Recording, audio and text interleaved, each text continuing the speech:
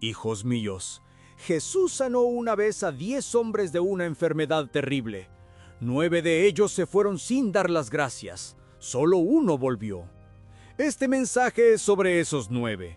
Les ruego, escuchen hasta el final, porque debemos preguntarnos a qué grupo pertenecemos nosotros. Hijos míos, mis amados hermanos en la fe, hoy quiero hablarles de una enfermedad del alma que es tan común como el resfriado, pero infinitamente más peligrosa. Es una epidemia silenciosa que ha infectado a nuestra cultura de una manera tan profunda que hemos llegado a considerarla normal. Es una niebla gris que se ha posado sobre nuestros corazones, robándonos la alegría y volviéndonos ciegos a la belleza de la existencia. Hablo, hijos míos, del pecado de la ingratitud. Imaginen por un momento la vida de un campesino medieval. Su vida era una lucha constante por la supervivencia. Una mala cosecha significaba el hambre. Una simple infección podía ser una sentencia de muerte. Sus hijos a menudo morían en la infancia. Y ahora, miren nuestra vida. La mayoría de nosotros damos por sentado un techo sobre nuestra cabeza, comida en nuestra mesa 3 veces al día, agua limpia simplemente abriendo un grifo. Si nos duele la cabeza, tomamos una pastilla. Si tenemos una infección, un antibiótico nos cura en pocos días. Con un clic, podemos hablar y ver a un ser querido al otro lado del planeta. Vivimos rodeados de milagros que nuestros antepasados considerarían magia divina. Nunca antes la humanidad había acumulado tanto poder, tanto confort, tanta seguridad. Y sin embargo, les pregunto, ¿somos más felices? ¿Vivimos con un corazón más gozoso? Las estadísticas de ansiedad, de depresión, de suicidio en nuestras naciones prósperas gritan una respuesta terrible y paradójica: no. Y la razón es esta enfermedad, esta epidemia de ingratitud.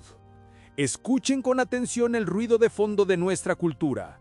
Es un murmullo constante de quejas, de insatisfacción. Nos quejamos porque el café no está suficientemente caliente. Nos enfadamos porque la conexión a Internet se ha caído durante 30 segundos.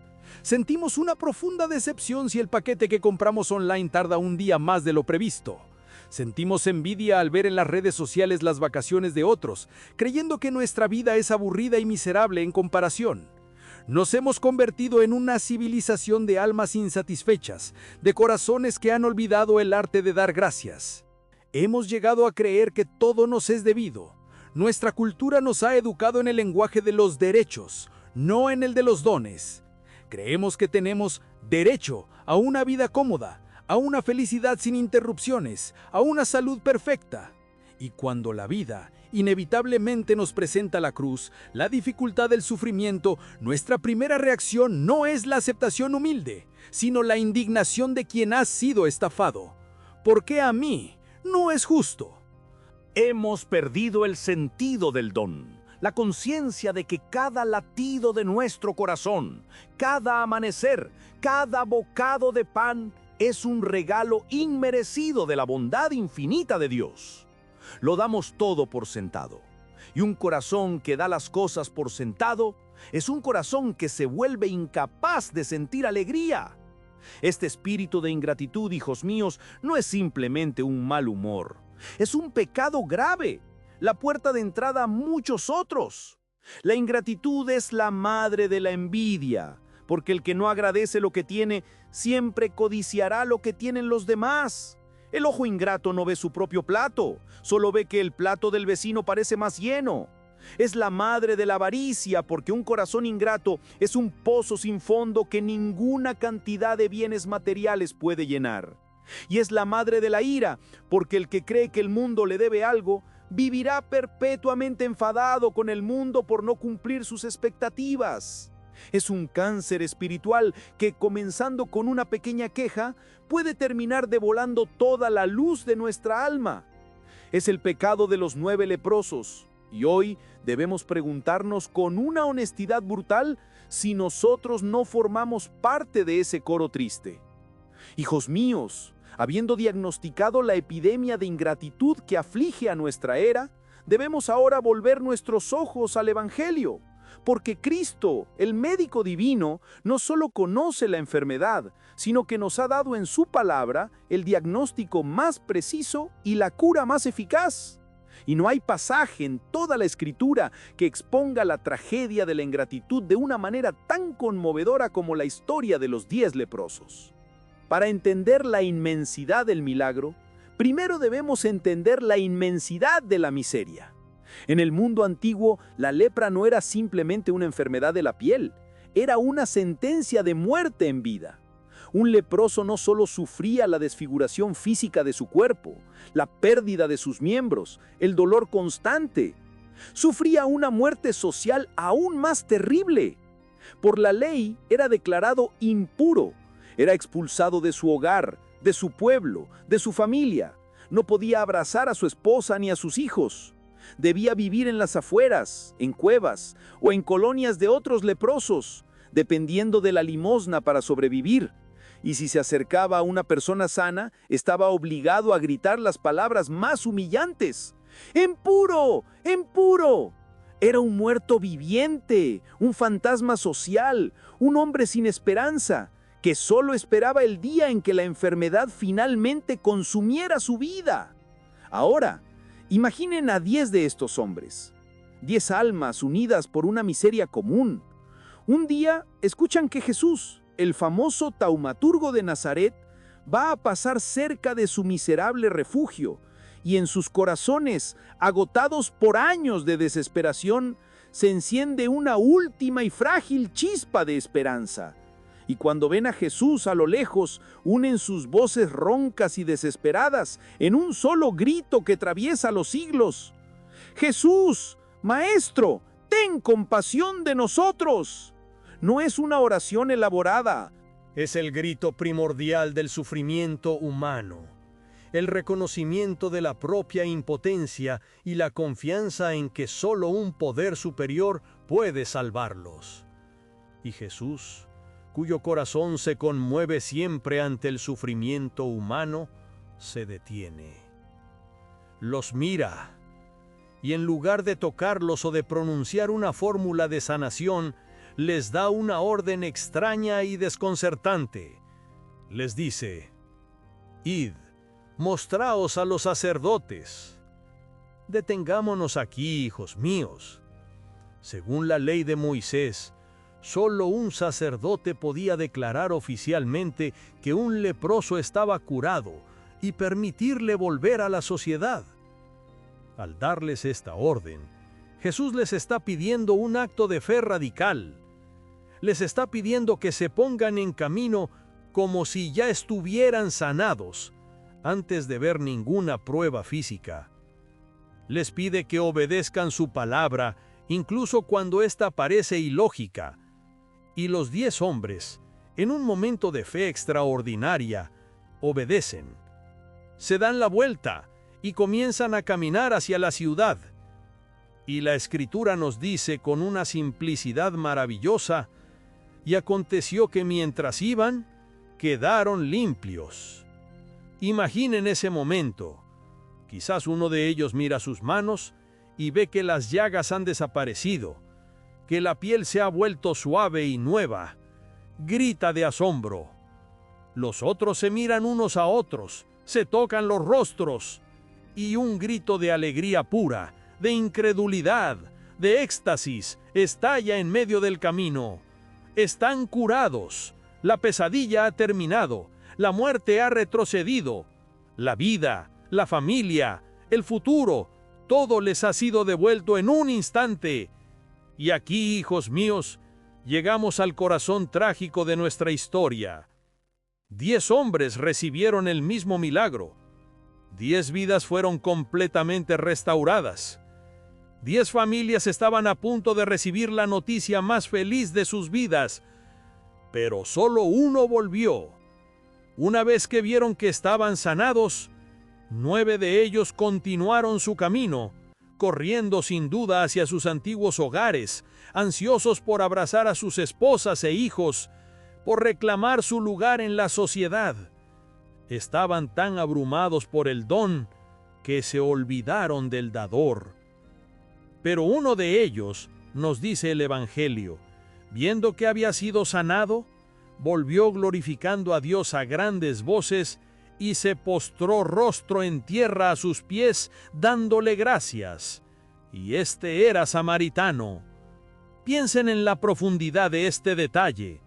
El único que volvió a dar gracias no era un judío del pueblo elegido, era un samaritano, un hereje, un extranjero, alguien doblemente despreciado. Y sin embargo, fue el único que tuvo un corazón agradecido. Y al volver, no solo glorifica a Dios, sino que se postra a los pies de Jesús en un acto de adoración. Reconoce que el hombre que lo ha sanado no es simplemente un profeta, sino Dios mismo. Y es entonces cuando Jesús pronuncia las palabras más melancólicas de todo el Evangelio. Mira a su alrededor buscando a los otros y pregunta con una tristeza que nos rompe el corazón: ¿no son 10 los que han quedado limpios? ¿Y los 9? ¿Dónde están?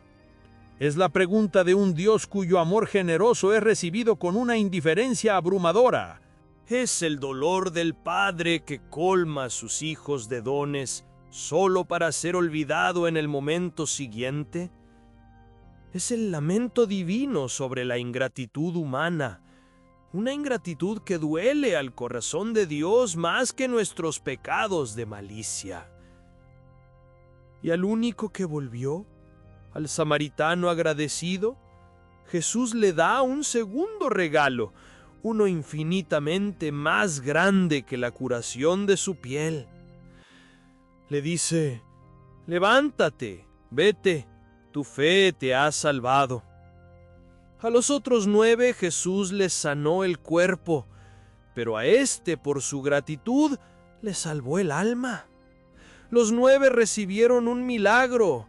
Él recibió al dador de los milagros. Y esta, hijos míos, es la lección final. La ingratitud nos hace disfrutar de los dones de Dios, pero nos impide conocer al Dios de los dones. La gratitud, en cambio, es la puerta que nos abre no solo a las bendiciones, sino a una relación personal y salvadora con la fuente de toda bendición, nuestro Señor Jesucristo. Hijos míos, hemos sido testigos de la sanación de los 10 leprosos. Hemos contemplado la profundidad de su miseria, la fuerza de su clamor y el poder instantáneo de la palabra de Cristo. Y hemos llegado al punto de inflexión de la historia, el momento en que, al verse sanados, 9 de ellos corren hacia su nueva vida, mientras que solo uno, el samaritano, vuelve para dar gracias. Ahora, debemos hacernos la pregunta más difícil, la que nos obliga a mirarnos en el espejo de este Evangelio. ¿Por qué no volvieron los otros 9? ¿Eran hombres malvados? ¿Eran monstruos de ingratitud? Me atrevería a decir que no. Eran hombres. Eran hombres terriblemente humanos, y en su reacción podemos ver el retrato exacto de nuestra propia humanidad herida. Pensemos por un momento en su psicología. ¿Qué harían ustedes si, después de años de ser un paria, de vivir en la podredumbre y la soledad, de repente, en un instante, su piel se volviera limpia, su cuerpo sano, su vida restaurada? ¿Cuál sería su primer impulso? Correr, correr a la casa de la que fueron expulsados, correr a abrazar a la esposa y a los hijos que no han podido tocar en años, correr al sacerdote para obtener el certificado oficial que les permitiría volver a entrar en la sociedad. Su mente estaría inundada por la euforia del don recibido. Estarían tan concentrados en la bendición que, sin mala intención, sin malicia, se olvidarían del benefactor. No es que fueran malos, es que estaban distraídos por la alegría. Su reacción fue comprensible, fue humana. Y es precisamente por eso que es tan peligrosa. El pecado de los 9 leprosos no fue un pecado de odio, sino un pecado de omisión, un pecado de olvido. Dieron por sentado el milagro en el momento en que lo recibieron, y al hacerlo, hijos míos, se convirtieron en el espejo perfecto de nuestra era.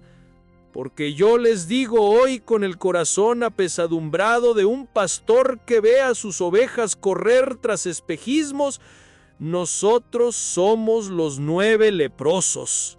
Cada día, cada hora, cada minuto de nuestra existencia somos colmados de milagros infinitamente más grandes que la sanación de la lepra, y reaccionamos con la misma y trágica indiferencia.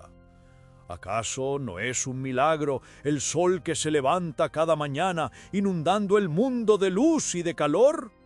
Y sin embargo, ¿cuántos de nosotros nos levantamos y decimos, gracias Señor por el don de la luz? Lo damos por sentado. ¿No es un milagro el aire que llena nuestros pulmones, ese acto inconsciente de respirar que nos mantiene vivos?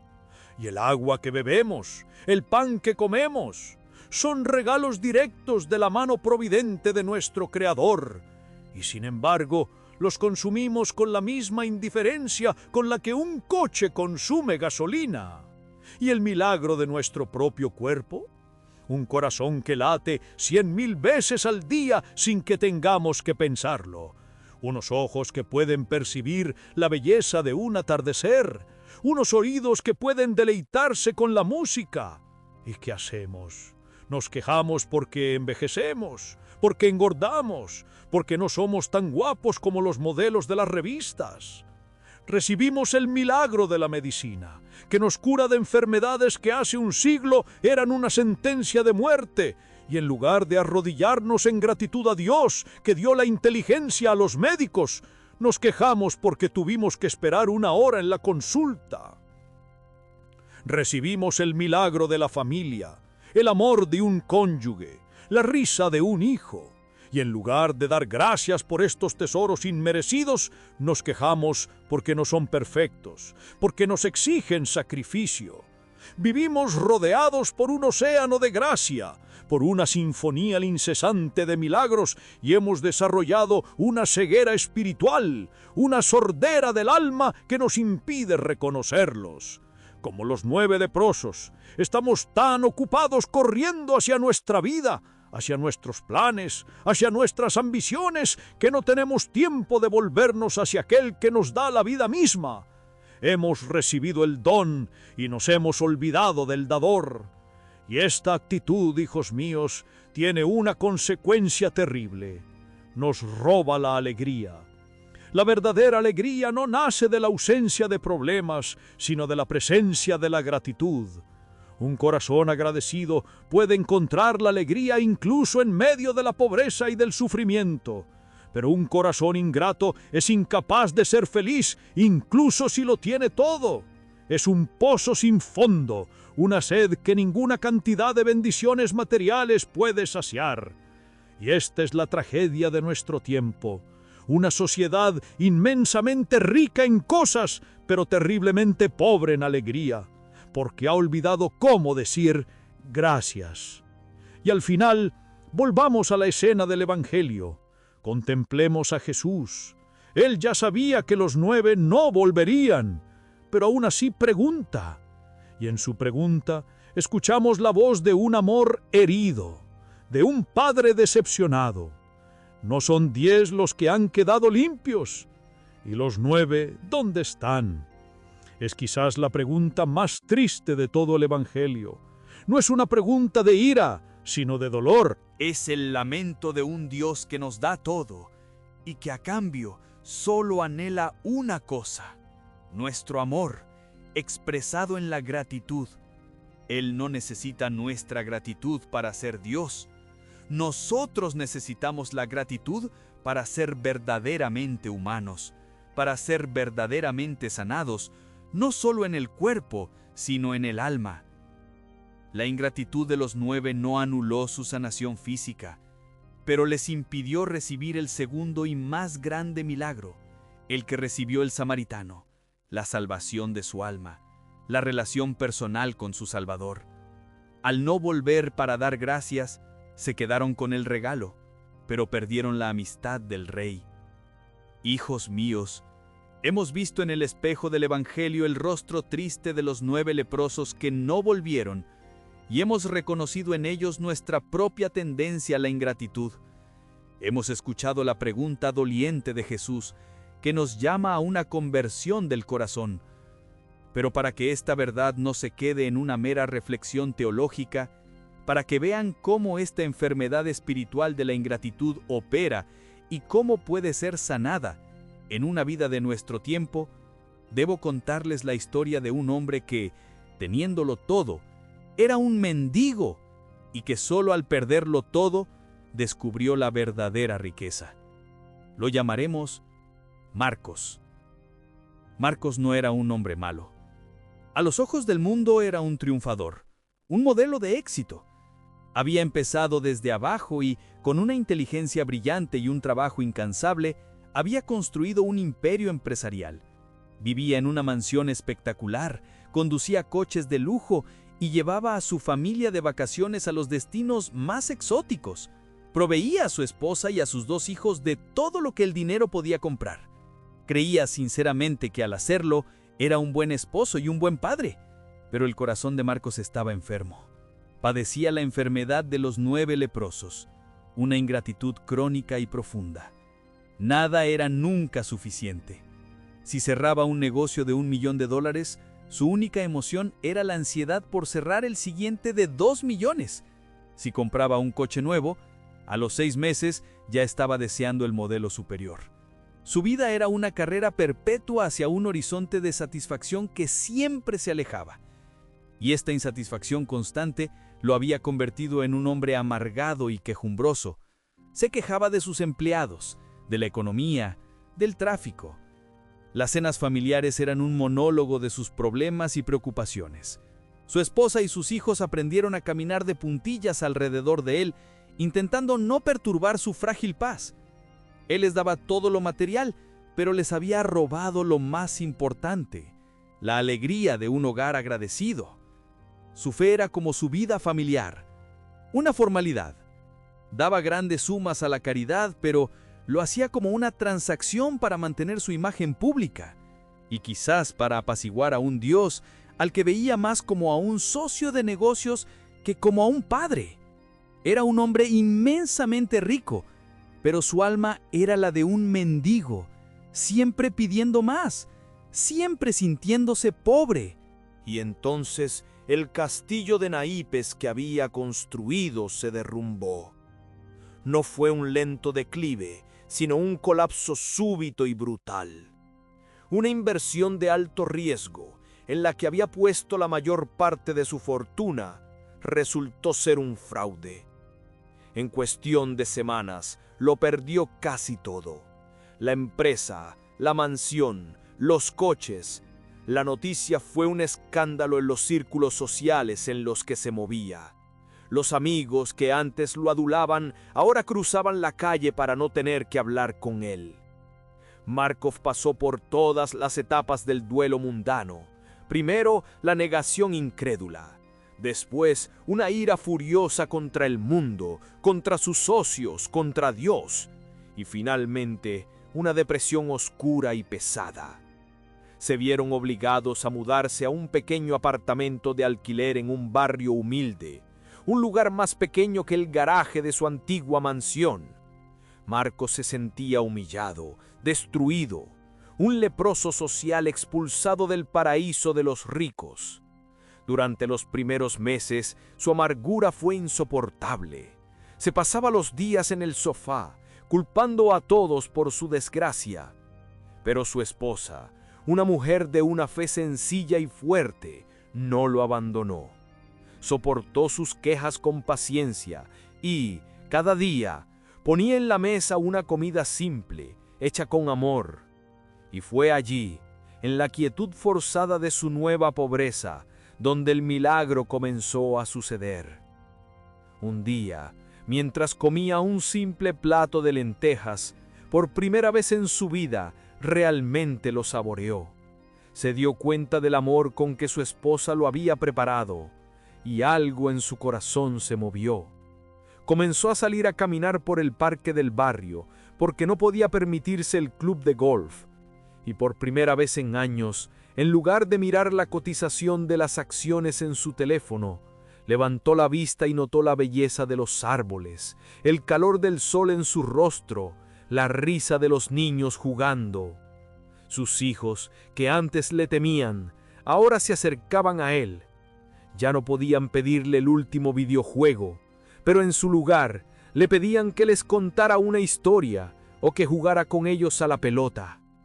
Y Marcos descubrió, con un asombro casi infantil, que la alegría que sentía en esos momentos era infinitamente más real y más profunda que la que jamás había sentido al cerrar un negocio millonario.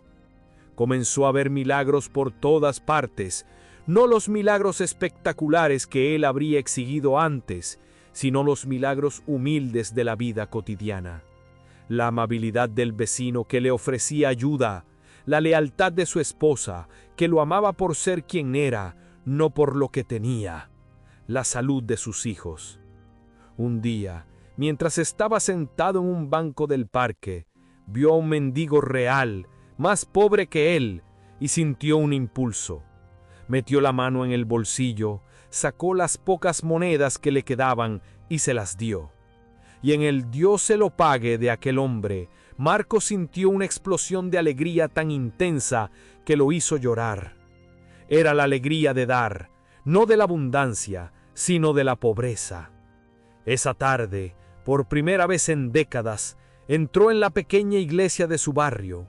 No para pedir, no para quejarse. Se arrodilló al fondo y de su corazón brotaron las únicas dos palabras que importaban. Gracias, Señor. Era el leproso samaritano que había vuelto. En su bancarrota había encontrado la gratitud.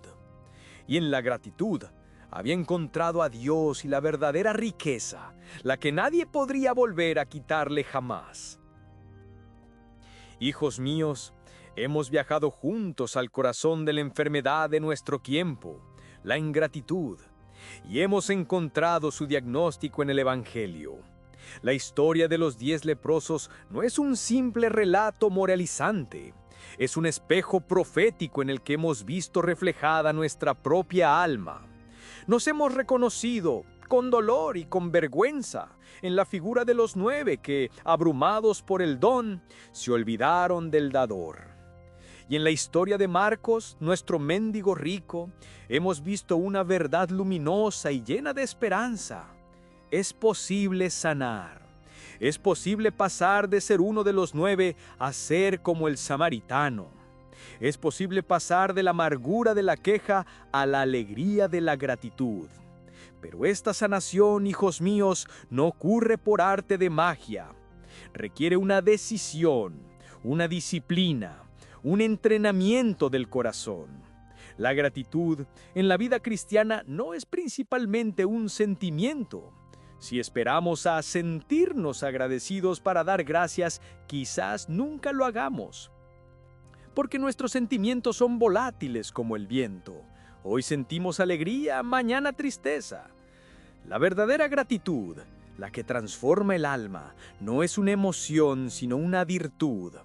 Y una virtud, por definición, es un acto bueno, un acto de la voluntad que practicamos una y otra vez hasta que se convierte en una segunda naturaleza. Es una decisión consciente de mirar la realidad no a través de los lentes oscuros de lo que nos falta, sino a través de los lentes luminosos de lo que hemos recibido. Es un entrenamiento del ojo del alma para aprender a ver la mano de Dios en todas las cosas. El mundo nos entrena para la insatisfacción. La publicidad nos enseña a desear siempre lo que no tenemos. Las noticias nos bombardean con todo lo que va mal en el mundo. Por eso, nosotros debemos contraatacar con un entrenamiento consciente en la gratitud.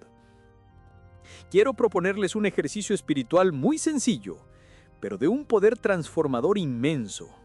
Lo llamo La oración del samaritano.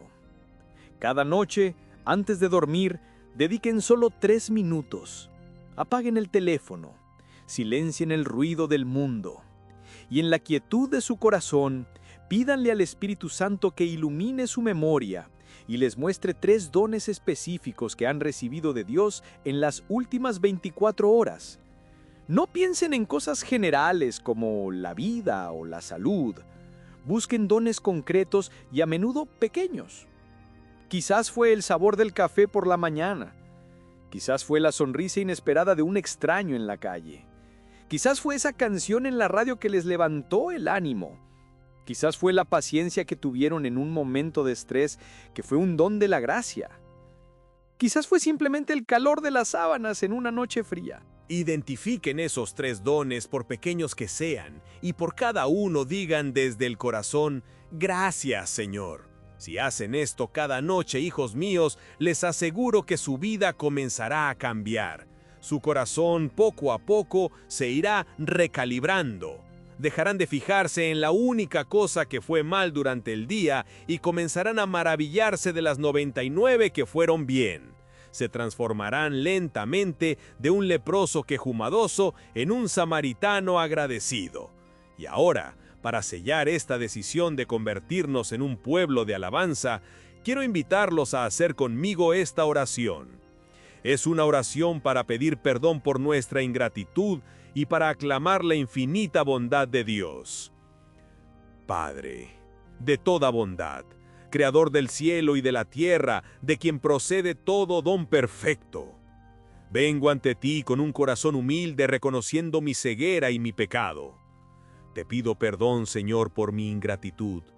Perdón por cada queja, por cada murmullo, por cada vez que he dado por sentado los milagros incontables de tu amor. Perdón por haberme fijado más en la única cosa que me faltaba que en las 1000 que me has regalado. Perdón por mi corazón de leproso que recibió el don y se olvidó del dador. Hoy, Señor, quiero volver a ti como el samaritano, para postrarme a tus pies. Gracias, Señor, por el don de la vida, por este milagro increíble de existir. Gracias por el sol, la luna y las estrellas. Gracias por el aire que respiro, por el agua que bebo, por el alimento que me sustenta. Gracias por el don de mi cuerpo, con todos sus sentidos. Gracias por el don de mi mente capaz de conocerte y de mi corazón capaz de amarte. Gracias, Señor Jesús, por el don de la fe. Gracias por tu iglesia, por los sacramentos, por tu palabra que me guía. Gracias por el regalo inmenso de la Eucaristía, donde me das a ti mismo. Gracias por tu cruz, donde me revelaste la medida de tu amor. Gracias por tu madre, que es también mi madre. Gracias, Señor, por los dones personales de mi vida. Gracias por mi familia, por mis amigos, por las personas que me aman y me sostienen. Gracias por mi trabajo, por mi hogar. Gracias incluso por las pruebas y las dificultades, porque sé que en tu misteriosa providencia las usas para mi bien, para purificarme y para acercarme más a ti.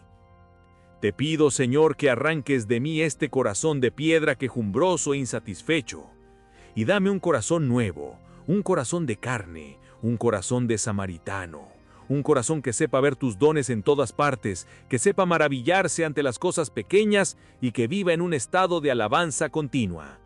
Que mi vida entera, Señor, se convierta en un gloria a Dios. Amén. Hijos míos, con esta oración hemos declarado nuestra intención de ser el 10º leproso, el que vuelve. Hemos elegido el camino de la gratitud, que es el único camino hacia la verdadera alegría. Y esta decisión debe convertirse en un testimonio luminoso para un mundo que se ahoga en la amargura de la queja. Por eso, les pido un último gesto. Si hoy se comprometen a ser ese uno que vuelve, a ser un alma agradecida, escriban en los comentarios el grito de alabanza del samaritano sanado, la oración más simple y más perfecta: ¡Gloria a Dios! Y a continuación, escriban su ciudad, para que podamos crear un mapa global de corazones agradecidos, un testimonio visible que le recuerde al mundo que, a pesar de las cruces y las dificultades, tenemos infinitas razones para dar gracias y alabar a nuestro Creador.